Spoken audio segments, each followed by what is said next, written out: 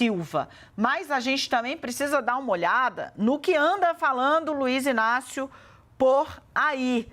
Lula está criando, olha, tem problemas, né, na base de Luiz Inácio Lula da Silva, mas ele está fazendo questão de amplificar isso. Se é uma estratégia inteligente, não sabemos, mas que está ampliando o ruído na base, isso é um fato. Ontem, num evento na Bahia, Lula falou ali sobre a corrida do governo do estado na eleição passada, e aí ele citou o candidato do União Brasil, partido que tem 3 ministérios dele, por um apelido pelo qual ele era conhecido em Brasília, mas que não é usado por, digamos assim, Lula, acho que de maneira carinhosa. Lula o chama de grampinho. A gente vai dar uma olhada no que falou o presidente da República e, em seguida, a Renata Agostini traz uma senhora repercussão. Eu vim para cá, Jerônimo, 3%, o grampinho quase 80%.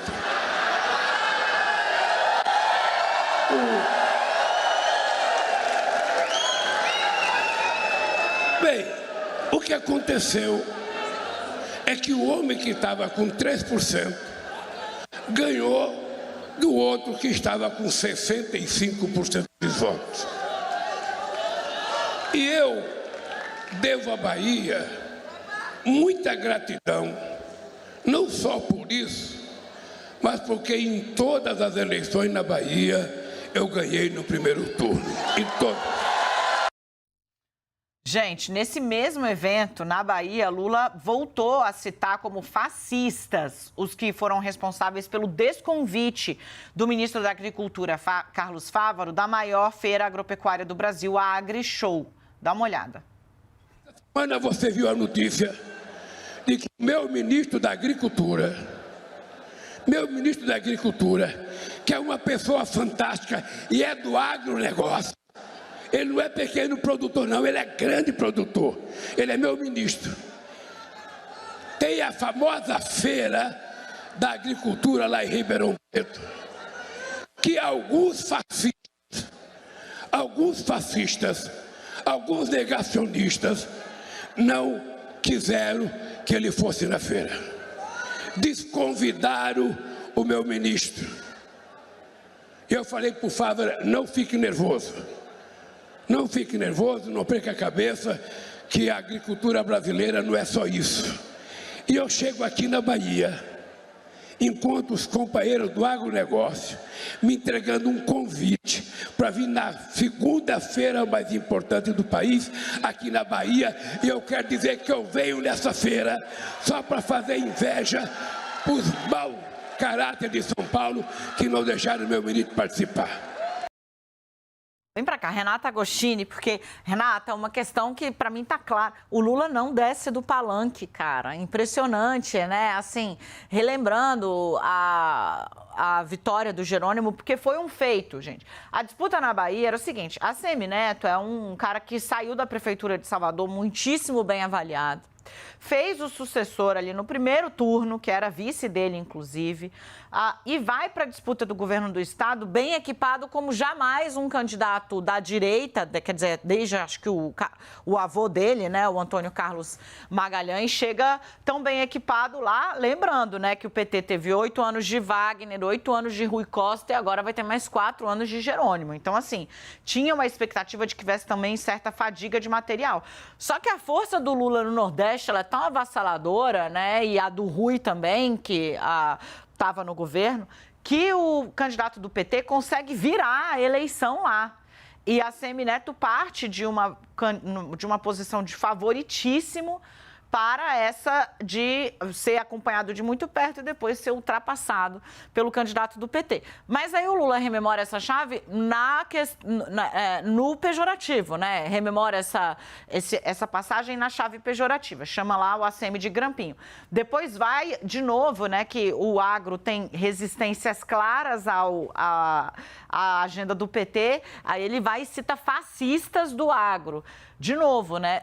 O momento de descer do palanque talvez já tenha até passado bastante e isso pode e deve agravar problemas políticos para um governo que não tem uma base sólida na Câmara. A questão é só essa, queridos, assim, é pragmática. Para votar, precisa da bancada do agro. Para passar marco fiscal, precisa dessa ala. Sem a União Brasil inteiro, também vai faltar voto. E, bom, chamando o cara que é secretário, não, ele é tesoureiro, né? Porque ele é no União Brasil. Fala, Rê. Secretário, né? De grampinho, você está alarmando uma ala grande do partido que tem com esse cara um compromisso há décadas. Renata. Exato. E ficou muito evidente para mim nas conversas que eu tive hoje que era um pouco até um sentimento de estranheza pelo seguinte, não que ninguém achasse que Lula teria que chegar lá e fazer algum gesto político a ACM Neto, mas o que o feito do PT na última eleição foi gigantesco. A Dani estava lembrando para vocês, ninguém conhecia o Jerônimo, saiu ali de 3%. A ACM Neto estava bem posicionado. O que o PT fez foi atropelar a ACM Neto, frear e dar ré. Então, é como se fosse assim, para que fazer isso, né? Já foi suficiente o que aconteceu na eleição. Foi um pouco do sentimento que eu colhi. Gente, para vocês entenderem é o seguinte, atirar em ACM Neto faz com que o União Brasil inteiro fique revoltado? A resposta é não. União Brasil é um partido que ele é cindido e ele vai ter ali, a partir dessas declarações de Lula, gente que fica achando esquisito, gente que é ruim, mas não tá nem aí, e um grupo que fala, pelo amor de Deus, o que o Lula está fazendo, porque é o grupo egresso do Democratas e muita gente próxima a ACM Neto. Então, partindo daí... Para vocês terem uma ideia, o relator o Cláudio Cajado é do União Brasil, que é o relator do novo marco fiscal. É desse partido que a gente está falando. E o Cláudio Cajado é do DEM. Ele vem do DEM. Ele vem da costela do ACM. Desculpa, Rê. Acho que, inclusive, é da Bahia. Imagina, não me recordo. Vou pegar aqui. Ou é Bahia ou é Sergipe. Deixa eu ver. Minha memória... A questão é o seguinte, gente. Além de ser... Além de a gente ter figuras importantes nessa legislatura, você está falando de uma bancada de 59 deputados. É bastante gente. E aí, o que acontece? Quando o Lula faz isso, vou começar a trazer para vocês aqui algumas percepções das conversas que eu tive. Eu conversei com gente que está num polo, que está no outro, que está em tudo quanto é lugar aí dentro dessa bancada bastante múltipla do União Brasil. Olha, eu achei tão emblemática essa frase. A gente está falando aqui de uma pessoa que está aí nesse grupo do mais ou menos, né? Olha, aí me diz, Renata, esse episódio, sinceramente, mostra que o Lula não está bem. Ou ele desaprendeu a fazer política, porque é um ataque de graça. O Neto não tinha feito nada, está mexendo em quem está quieto. E aí, um outro integrante importante do União Brasil me trouxe a seguinte perspectiva. Hoje, quando a gente olha para a bancada do União Brasil na Câmara, e a gente está falando de 59 deputados, o grupo que, assim, não vai compor com o Palácio do Planalto de jeito nenhum, ele é minoritário, mas ele é bastante barulhento. E ele tem gente ali que sabe fazer articulação.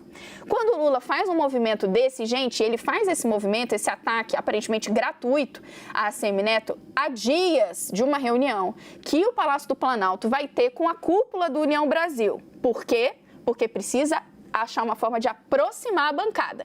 Quem que encomendou essa reunião? O próprio Lula. Então, o Lula está atrapalhando o movimento que ele cobrou do seu ministro da Articulação Política, Alexandre Padilha. Então, a leitura é, o Lula vai jogar gasolina num fogo que esse pessoal, que ainda é minoritário, está tentando espalhar. Para qual ala? A ala que eles chamam de União Brasil flutuante. É um pessoal que não é base. É um pessoal que não está ali fechado contra Lula, mas que pode ir para um lado ou pode ir para o outro. Só que o Lula abre um flanco para a galera que está querendo contaminar esse pessoal, dizer, olha, mano, o cara está lá quieto, foi lá, é uma liderança, está na diretoria, está na Executiva Nacional e o Lula está provocando. Quem é próximo mesmo de ACM Neto e faz parte desse grupo egressos do Democratas, aí, nos bastidores, classificou como um ataque vil. Algo desnecessário, algo lamentável. Ficou muito evidente que bateu muito quadrado. E um deles me falou, olha, pior um negócio que já não tá bom. Então, o que a gente precisa entender agora é que o Lula fez um movimento, e eu acho que a forma como a Dani abriu, isso é perfeita, fez um movimento de palanque que atrapalha planos que ele sabe que o governo tem que entregar, que é costurar essa relação com uma bancada importante e de forma desnecessária, Sim. porque ali ele não tem voto para disputar. E aí, por fim, uma outra parte que eu acho muito importante de vocês entenderem o jogo da política. Com vistas nessa reunião da semana que vem, fui tentar entender, tem demanda da bancada? O que o Palácio do Planalto pode fazer para trazer esse pessoal os flutuantes? E aí achei muito interessante, porque ninguém falou, não, se abrir ali o balcão de cargos, resolve. E uníssono as fontes dizendo, Renata, isso aí é mentalidade antiga. Da Ministério a gente já viu que não resolve nada, mas nem cargo no Estado. Pode ajudar ali, uma boa vontade, mas não arrasta para a base. Olha o que me disse um carguinho do DENIT no Estado não vai resolver a vida de nenhum deputado. Dani, antigamente o pessoal disputava cargo do DENIT no Estado. Hoje em dia eles não estão falando, ajuda, mas assim, não vai resolver. Emenda, tem um pouquinho, emociona um pouco mais, mas não é isso. Então, isso dá uma dimensão, gente, do tamanho da montanha que a equipe do Lula vai ter que escalar para poder trazer esse pessoal. E aí isso faz coro. Essa semana, o presidente do Republicanos, Marcos Pereira, deu uma entrevista falando que hoje a base do governo, deu uma entrevista para o Poder 360, hoje a base do governo é mínima e o governo não consegue avançar com pautas de esquerda. E essa argumentação do presidente do Republicanos, que tem uma bancada de 42 deputados, ecoou nas conversas que eu tive hoje dentro do União Brasil, mesmo para gente que está no flutuante. O que eles dizem? União Brasil vai entregar voto no marco fiscal, porque mesmo quem é contra é uma pauta que tem afinidade, responsabilidade fiscal, mas não vai com o governo e outros temas. Esquece. E olha só, aquela coisa de jogar gasolina no fogo que uma ala quer jogar ali na Câmara dos Deputados, perdão. Mendonça Filho, que é próximo de ACM Neto, deputado, apresentou um requerimento para convocar Rui Costa a se explicar no plenário por uma declaração que ele deu em relação à privatização da Eletrobras. O ministro da Casa Civil disse que tem cheiro ruim ali. E isso causou um desconforto enorme em quem estava ali olhando. Na legislatura passada, votou pela privatização. Quem era o presidente da Casa era também Arthur Lira. Então, esse pessoal já foi ali, no outro partido, dizendo, olha lá. Isso causa uma indisposição. E quem não está a fim de colaborar, fica com argumentos para ir para cima do governo. Gente, duas coisas, tá? Deixa eu chamar rapidamente o Leandro aqui, que eu preciso fazer uma passagem. O Cláudio Cajado, ele foi do Democratas, ele foi do PFL primeiro, por bastante tempo, e depois de 2007 a 2018 ele foi do Democratas. Por isso eu citei ele do União Brasil, mas ele em 2018 sai para disputar pelo PP, que é o partido onde ele está hoje. Mas o DNA deste cara é Democratas da Bahia, portanto, tem conexão com a ACM Neto. Vem para cá, Leandro, muito rapidinho para coroar aí um pouco essa questão da fragmentação da base. Dani, rapidinho, continuando nessa apuração robusta que a Rê fez sobre o União Brasil, e aí ela tocou num ponto, né, de que o União Brasil, por exemplo, vai dar os votos do arcabouço fiscal, né, que por mais que, enfim, entendem que esse é um projeto ali que tem concordâncias, enfim, que isso vai passar. Vou trazer um pouco do que está sendo conversado com a União Brasil sobre o projeto de lei das fake news. Nesse sentido, o União Brasil tem o Ministério das Comunicações, né, que não está participando do debate até aqui de público. O Ministério das Comunicações, lá do Juscelino Filho, não está participando desse debate de público, mas os deputados têm conversado no sentido de estimular que o relator Orlando Silva ou a Câmara mais para frente recoloque aquela ideia de você ter uma entidade reguladora, né, para poder observar o cumprimento das disposições desse projeto de lei e dê esse comando para a Anatel, né? Tem até uma matéria já algumas semanas atrás do Daniel Hittner aqui da CNN falando com o presidente da Anatel, a Anatel se colocando ali para poder comandar essa entidade reguladora. Pois bem, o que isso tem a ver com a União Brasil? É de interesse de parte da bancada do União Brasil em dar os votos que o governo quer para passar esse projeto de lei, desde que isso já venha no texto, né? De que a Anatel apareça ali com uma participação do Ministério das Comunicações, enfim, que isso, o União Brasil quer esse compromisso para poder dar os votos a que isso esteja no texto para poder dar os votos necessários ali para para aprovar esse projeto de lei das fake news, né?